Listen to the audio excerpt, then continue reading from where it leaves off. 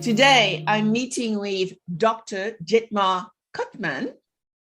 Dr. Dietmar Kottmann has been working with Oliver Wyman for nearly 14 years. Dr. Dietmar, and I hope you don't mind me shortening slightly the name right now, is a partner at Oliver Wyman in Munich and a member of the insurance and the digital practice where the team that Dr. Dietmar works with produce some of the most interesting research, and we'll go into it in a few moments. Dr. Dietmar has more than 20 years of management and strategic consulting experience. His core competence for me, based on what I read, is IT, strategy, operational strategy, digitization, and organizational change. Dr. Dietmar leads insurance in the DACH region and is the Oliver Wyman lead author of the InsurTech Radar series, which I want to talk about today. So first, Dr. Dietmar, can I call you Dietmar? You know what, Sabine? Actually, it sounds so funny to be called doctor. I'm basically not hearing that for I don't know what, the last 10, 15 years and so on. You know that Germany very often is known for its conservative culture, but you can absolutely kill the doctor. So my name is Dietmar, yours is Sabine. Let's stay on a first name basis for today. I'm very excited to be with you today, Sabine. Thank you. Thank you so much. So, you know, I took the CV. So I provided the CV, what I know about you, what you shared with me. But, you know, for our listener, tell us a little bit more about you as a professional, but as an everyday person. More than happy. So I basically started my career on the nerd side of the universe. So I was back at school already playing with computers, programming, selling programs, going back to the times of whoever remembers it, a Sinclair ZX81. So really the early 80s. And then obviously started my career in studying and also doing a PhD in computer science. When I realized that the world is not acting like a computer, but there are more exciting pieces someplace else. And then I was looking really for a career that allowed me to combine my passion for technology and for computer science with really affecting something in the real world. And so I entered strategy consulting. First, not focused only on insurance. I was more or less working across many industries, the deepest in financial services and in travel and tourism, because travel and tourism, actually, the e-commerce boom was already happening during the dot-com times, so the turn of the century, while in financial services, it took a little bit longer, and especially in insurance, it took a little bit longer. And so I was able to actually do more of my passionate things in travel and tourism. And then it shifted into the direction of financial services. And since I joined Oliver Wyman and also the 2 or 3 years before, I'm really nearly 100% focusing on the insurance industry with 1 or 2 exceptions, but I'm now really deep in that. And I kept my passion. So from a content, I'm really spending most of my time at the intersection of digital and insurance, that not only on DACH. So my second job that I have at Oliver Wyman that you mentioned, let's ignore that for today. But my job around digital and insurance is something where I actually help teams not only in the DACH region, but in various countries. So I have actually worked for local clients this year, for example, in the Middle East and in Africa. I've worked in Asia, I've worked in Australia. So it's really something where I am seeing local businesses in very, very different countries. And that's what makes time really interesting, because the insurance markets are so different. And you see it when you actually bring an InsurTech model from one market into the next, that it's not really an easy game. But really experiencing firsthand how the differences are and what's working, what's not working, is something that really helps you to also judge what the right directions are. That was my professional life. And if I go back to talking about the person Dietmar, then Actually, there is one big theme in my life, and that big theme is curiosity. So really curiosity like a child. That is the kind of the big driver that is giving me energy and that is driving me forward. Instead of just repeating what I've done in the last couple of years, really being curious and open about new things, about new developments, looking out, that is the big driver of me as a person. And other than that, I'm married, I have 2 boys. I'm living at 2 of the most wonderful places in Germany, so have the luck that I'm commuting between the Lake Constance. Whoever doesn't know it, I recommend that you just go in Google and type in Lake Constance and look at the pictures. And Munich, also one of the nicest cities in Germany. So that is me. Thank you so much for this wonderful introduction. And your ability to balance personal life with work, which takes me to what keeps you awake at night, therefore, Dietmar, when you think about your customer and the challenges that affect your customers every day. Let me start with an example without naming names. But one of the most negative experiences that I had in my consulting career was back in the .com days. Back then, projects were not called digital strategy projects. They were called ecommerce strategy projects. That was the name of the day. And we actually did a large e-commerce project for one of the large travel players. And the core strategy that we recommended for them, we know today in hindsight it was the right strategy, because it was a strategy that was later then really executed by a startup, and that startup has today not only unicorn, it has decacorn valuations. So it really is one of the large success stories in travel and tourism. But the client was unable to actually execute it. He had a second chance to execute something like that. And again, he didn't take it on. And so it was ultimately not really a success story, the contrary, even though intellectually what we selected for the client as a strategy was spot on. It didn't help. And that is something that actually keeps me awake at night, because consulting is not research and development. Consulting is not what you do at university. Consulting is actually generating real impact for your clients.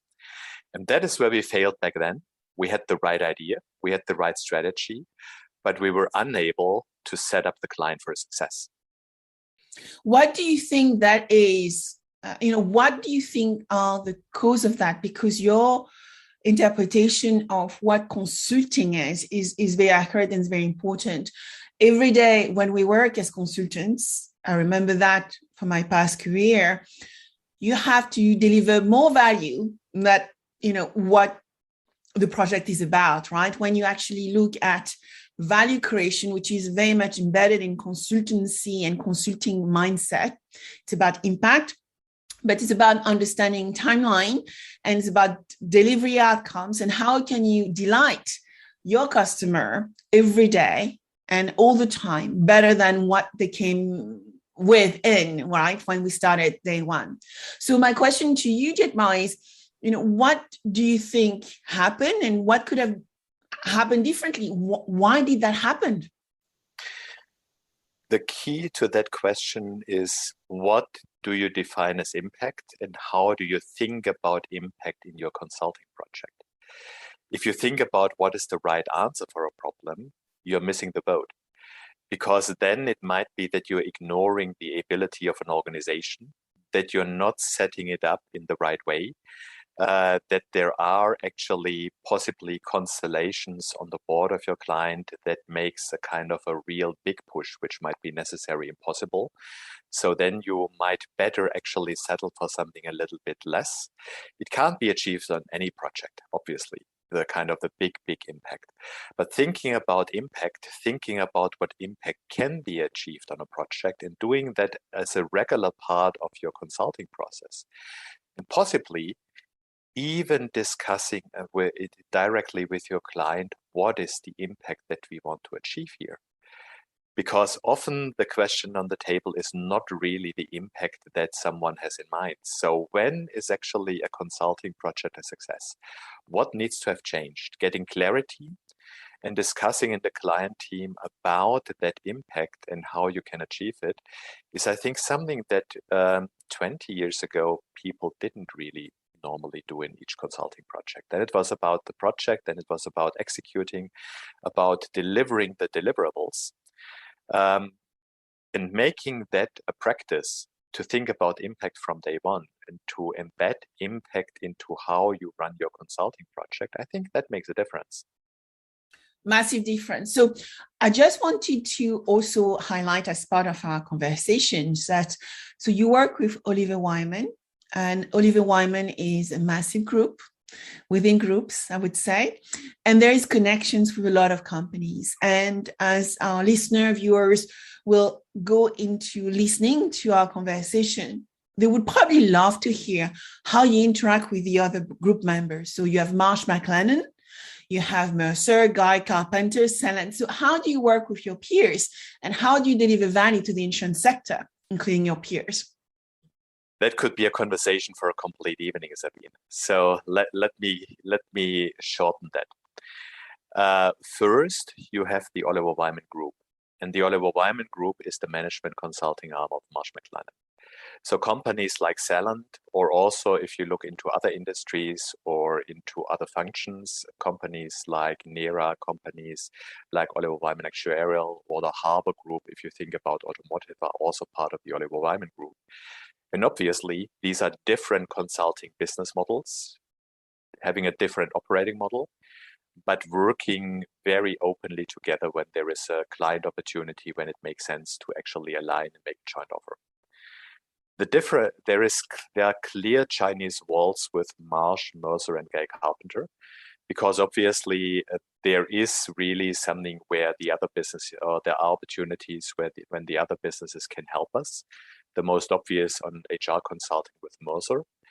But there are also possible conflicts of interest. And so having real Chinese walls there and making the engagement options very transparent to the customers, and then agreeing what kind of engagement should happen, is paramount for this cooperation. There is a lot that we can do together with our partners. So Marsh, Guy Carpenter, and Mercer.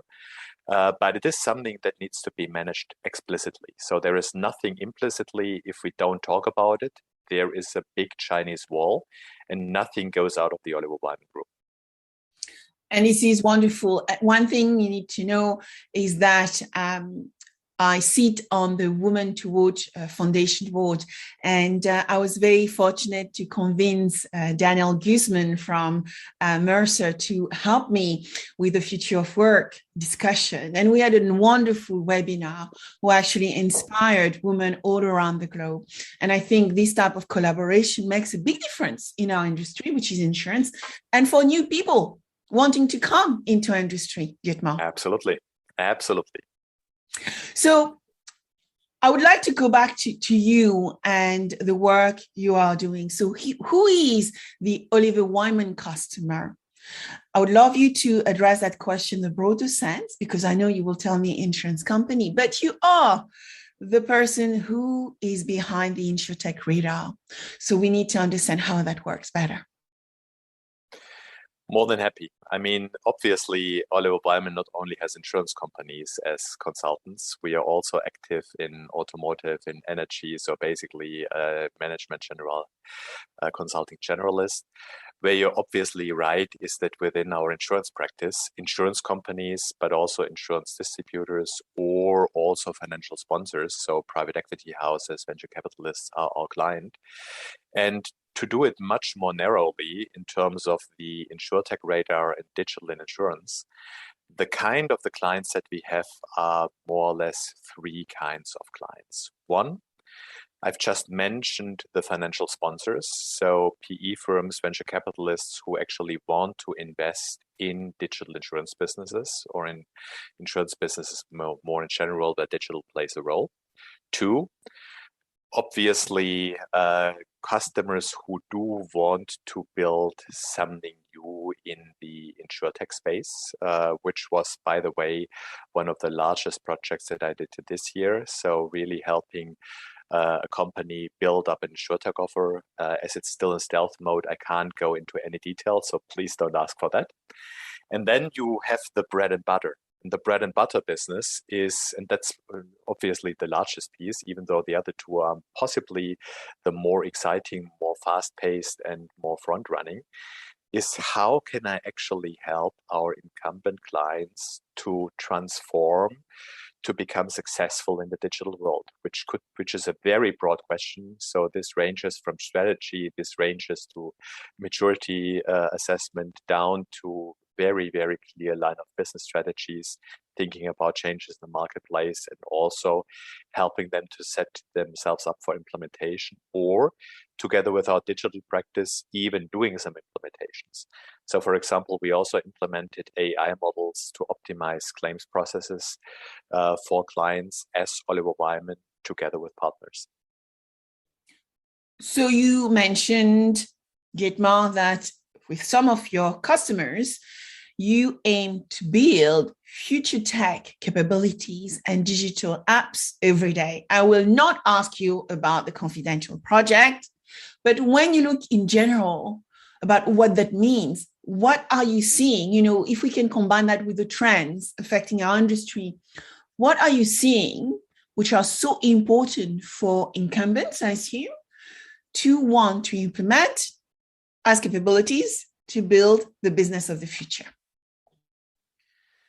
Again, let me actually break your question down into 3 areas and pick one, or I would like to pick one of them to go a little bit deeper, because that might be the most interesting one. If you think about innovation, there are always 3 kinds of innovation. Number 1 is efficiency innovation. So reducing waste, employing technology and things like that, which is actually very straightforward with tools like process mining, robotics, and machine learning, stuff like that. 2 is sustaining innovation. Just think about the automotive market, where you have a version of the car every year, which is really not a different car, but which is something that actually has a couple of features, which has a changed exterior. So basically making the car a little bit better every year, making the product better every year. And that could also be in terms of adding some features and some coverages to products. It could be adding some engagement models. It's really sustaining what you do today. And 3 is what I call market creating innovation. So when it's not about this kind of evolutionary process where you become more efficient or make what you already have better, but where you think really about how does the market change and how do I need to position myself for future success. And I think it's not a big surprise that I would love to talk the most about the market creating innovation, as the other 2 more evolutionary, even though they are big business for us. I think for that podcast, the 3rd one is really the thing that I think is more bullseye. Absolutely. Please tell us more. Yeah, if you think about that market creating information, the fundamental principle that we have is that you actually need to think differently about what you need to do if you want to approach that. And you need to think differently in terms of that you need to start with a problem, not with a product. And when you think about a problem, the problem always needs to start with someone whose life and whose existing you might want to improve. And that could be really a company or an individual. And what you need to look at, so let's call this company or this individual your customer. And what you need to look at is what is the progress that this customer is seeking. So what does he really want to do? What does he really want to do and actually make progress? This could be a functional progress, so something that actually talks to the engineer in me. But that could also be an emotional progress, so make somebody more safe, more secure. It could be a social progress. If you just think about how much money people are spending on car brands just because it's the brand and it gives them social status, it might not even be faster or having better cornering than another car, but they're still willing to actually spend more money on that because having that car is elevating their social status. So the progress that the person is making with this purchase is not a functional progress, it's actually a social progress. And you need to think about all three of these dimensions. So the social dimension, the emotional dimension, and the functional dimension, when you think about what progress can I help my customer to make. And what it all fundamentally is about, and we're calling that jobs. So really what a customer wants to get done. And this could be in the social, emotional, or functional dimension. So what does he actually want to get done? How can I actually can help him or her in a new way to make this progress? So let me give you an example. If you think about managing one's finances, something like a functional view could just be that you have an overview, that you know what spends you will have, and that you know that you are covered. So that's the functional side. There might just be a social side to it, that you actually might want to relieve the burden that in a worst case scenario you place on your children. And on the emotional side, you might be looking for being in control and being confident that you can manage your finances. And if you just look on the functional side, I think sometimes you're missing the boat. So it's really that kind of what jobs does somebody have to make him feel more in control? That's not a functional progress. That is an emotional progress. What do you want? What job do you need to do to make someone more confident about her finances? Again, something which is much more on the emotional side than it is on a functional side. And to be successful in these market creating innovations, you need to think about all of these elements. Yes, it's often about convenience, it's about hassle reduction, but fundamentally it is about helping your customer to make the progress your customer is actually seeking. And we have a methodology that is starting from exactly having that discussion on that level. So if you think about market creating innovation, what actually is it? Are the jobs that are relevant for us? What actually does it mean on the functional, social, and emotional dimension? Where might be the difference, the biggest, to what it is done today?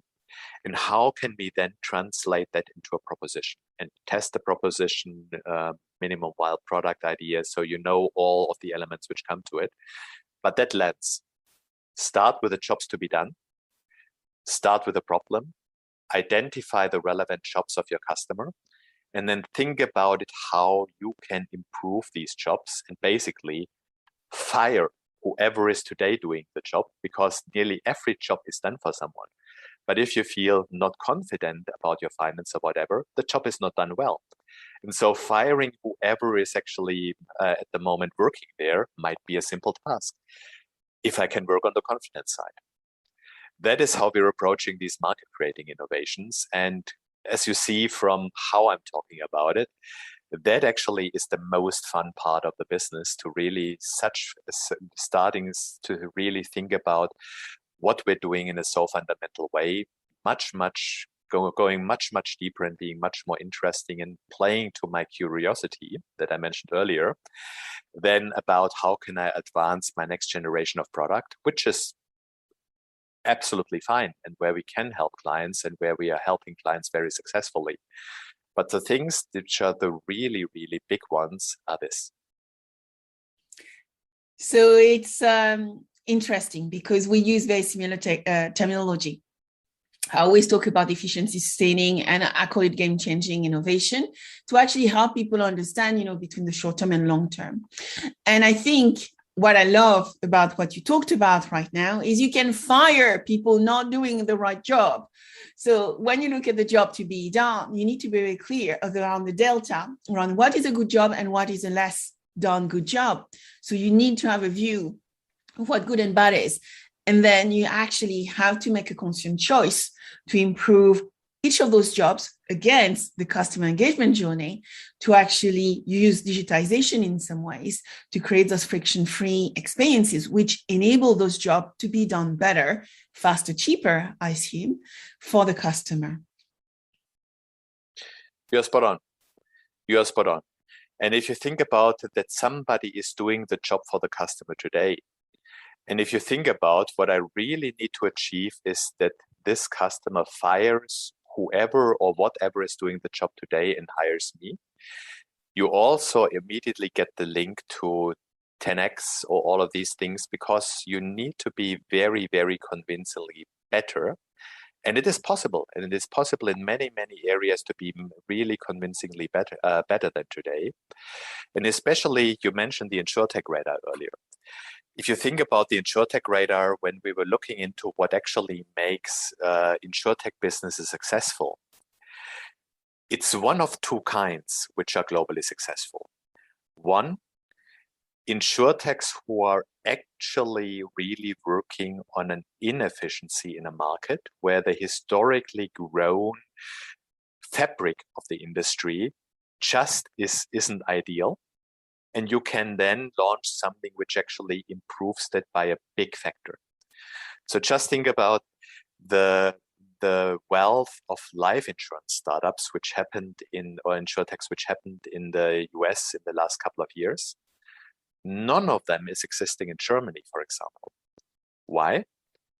Because Germany has businesses like a Ladder or Ethos already for 20 or 30 years. They were only called differently. So there was around 2010-ish, a study by the University of St. Gallen, which was looking at the largest direct life carriers globally. And 5 of the 10 largest direct life carriers were actually domiciled in Germany, even though Germany is very, very far away from one of the largest life insurance markets globally. But that actually shows you an example. There was actually an opportunity where the existing system had inefficiencies, problems, and you could launch something. So that's category one. And the second category that we found out that really is successful is what we call platform business models. And a platform business model is for us not an ecosystem. So we don't love to mix these two words up. A platform business model is for us a technology-driven business model which is renting market access. So for example, Amazon today is 60% platform because 60% of its gross merchandise value is on the marketplace. And on the marketplace, it's actually renting out the market access that people go to Amazon. And only less than 60% today is the retailing business model from Amazon. So that is a platform-based business model.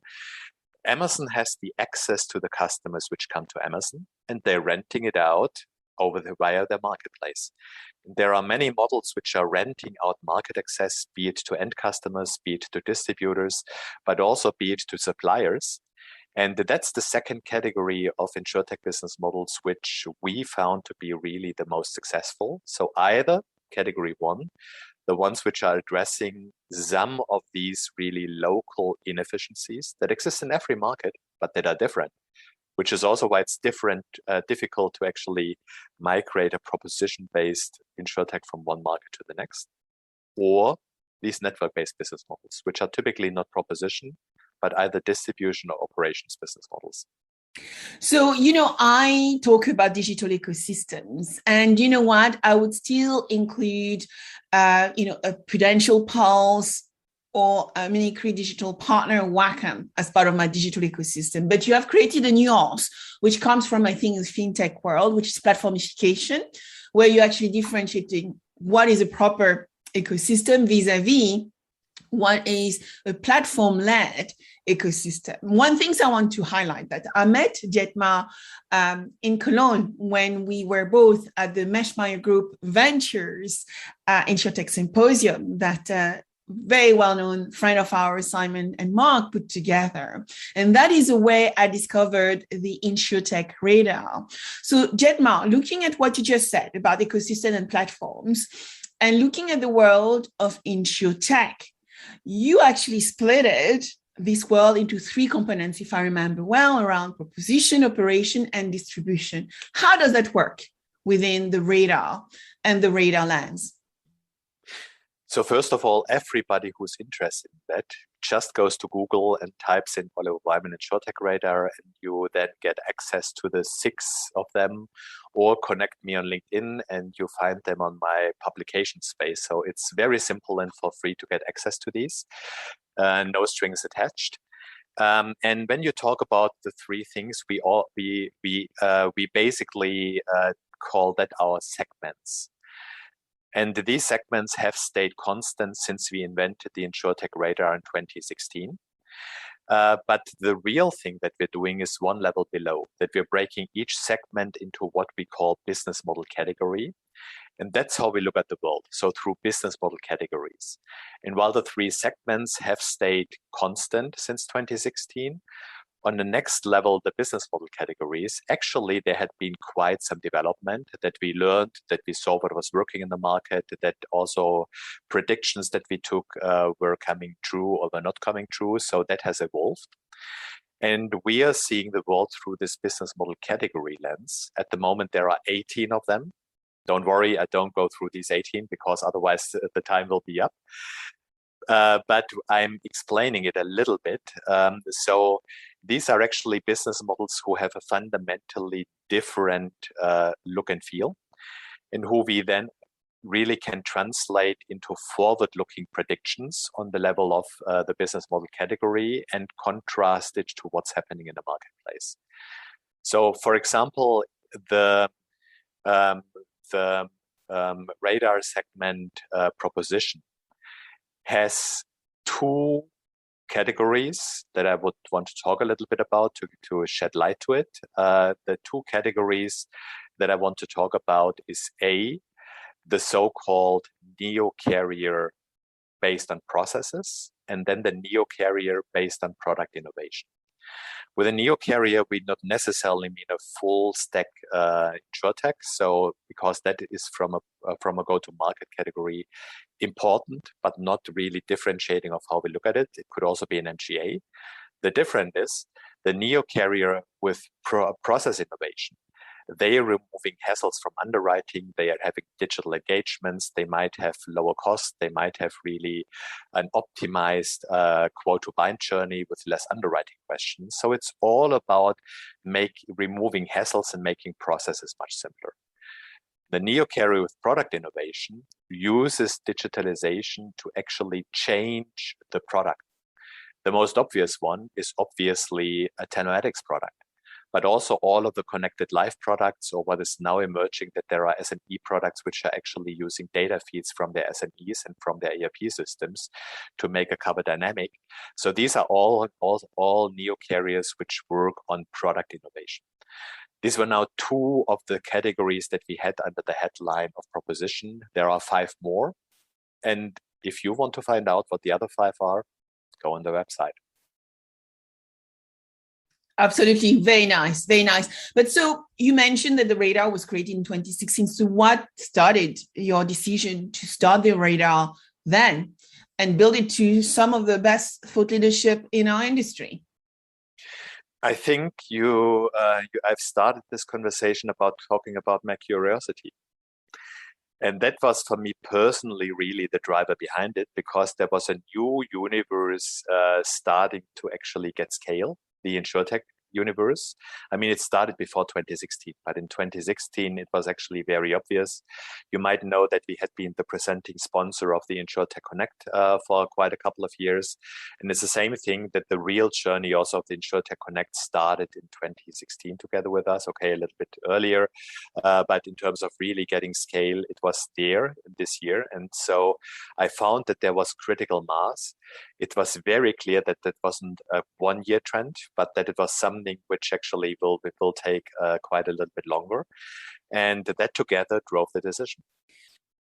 We talked often about rethinking insurance. I mean, the process to win within the insurance space we live in, Dietmar, is to come up with new initiatives that drive people and that allow people to connect to things which allow them to do better things to transform our world. So we talked about the radar. We talked about the way you differentiate ventures in some ways.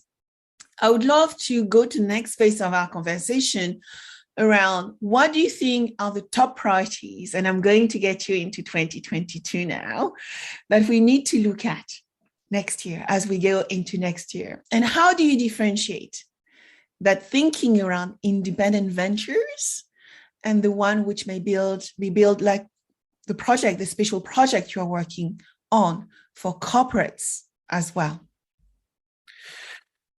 That is a very, very broad question. And I'm at the moment ignoring any comments on valuations and things like that, because I think that is for another podcast and possibly also for another discussion partner.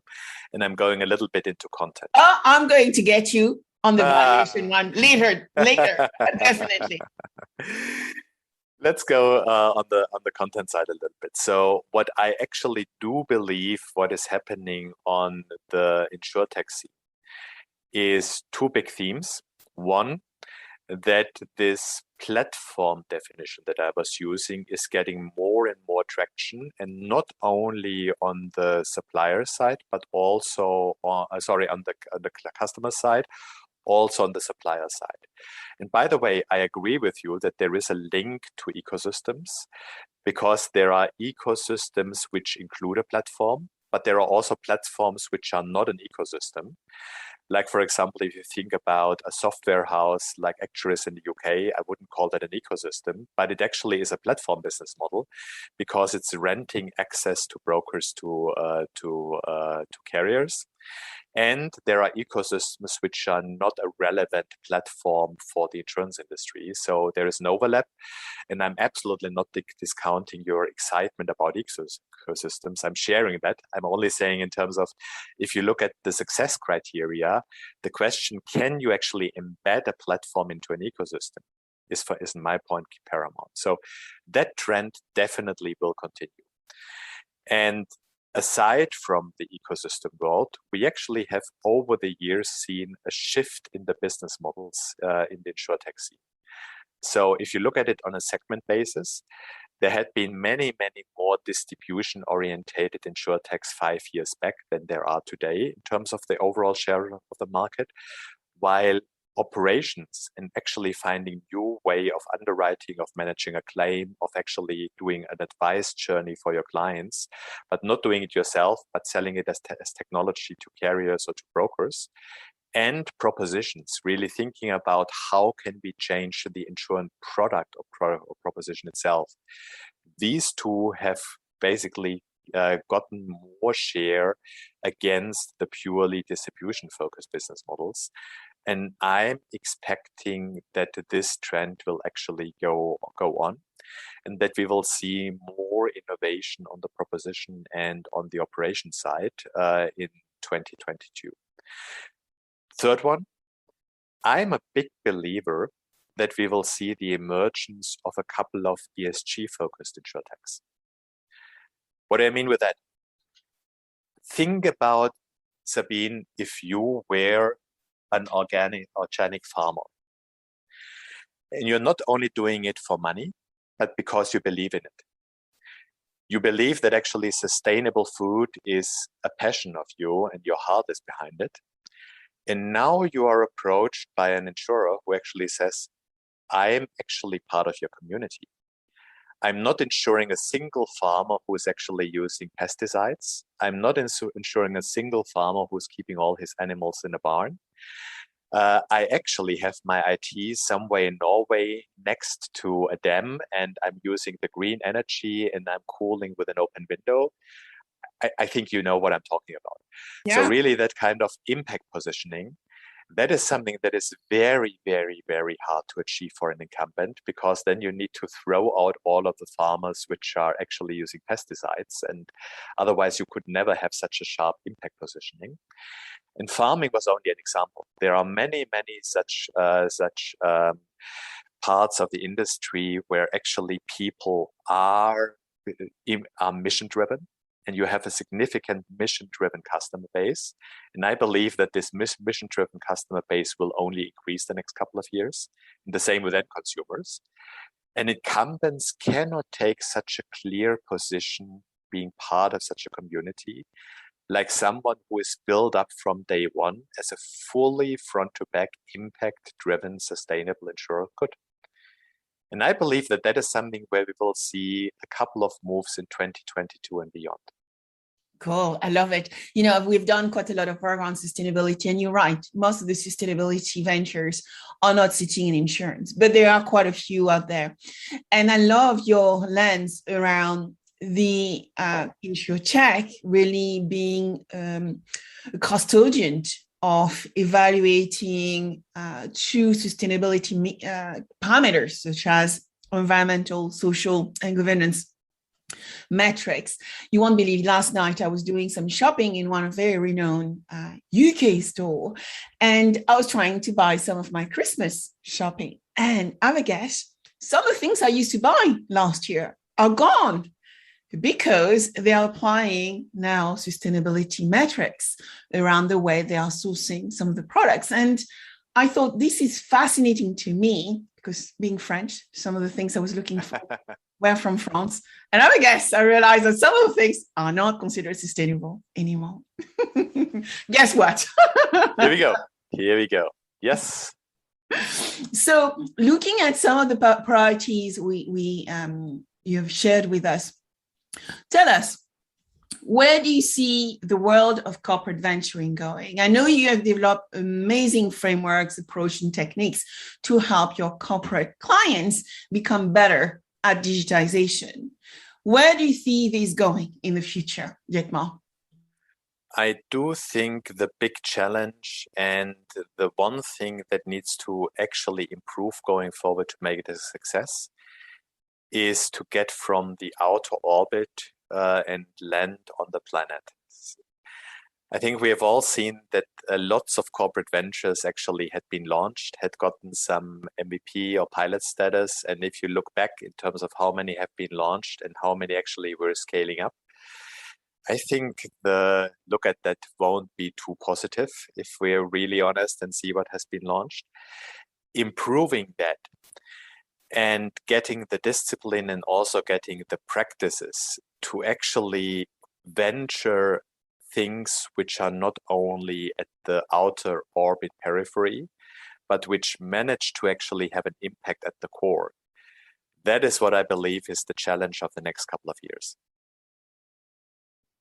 So I would love for you to give us your last word of wisdom. I want to thank you for your time and so much. But by the way, I'm going to get Dietmar to come back to talk about valuation, everyone. Let's just be clear, this is going to happen. So what are your last word of wisdom for today? A very simple one, and I'm there only referring to Jeffrey Moore. I think his Zones to Win is a must-read for that one. And other than that, I believe the next 10 years in insurance will be much more interesting than the last 10 years or the 10 years before. So we will be facing very, very interesting times. Thanks, Sabine. Dietmar, thank you so much for your time. We are all super grateful. We can reach out Dietmar on LinkedIn, right? Yes. As you shared, we can go and check the InsurTech radars. We can find them from your profile on LinkedIn and also reach out to you. And if you contact me on LinkedIn, write 2 or 3 words, because I'm very conservative in accepting people who I don't know if they don't tell me about them. Perfect. So you have it. Thank you. And thank you, Sabine. Looking forward to seeing you soon. Bye. I'm here. Take care. Bye-bye.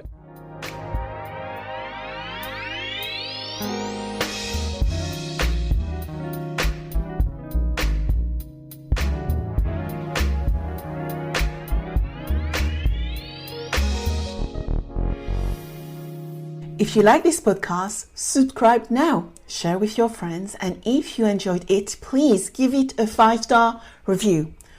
Also, if you want to cover any specific subject with me, contact me on Instagram under Sabine VdL Officials or LinkedIn under Sabine VdL. Thank you.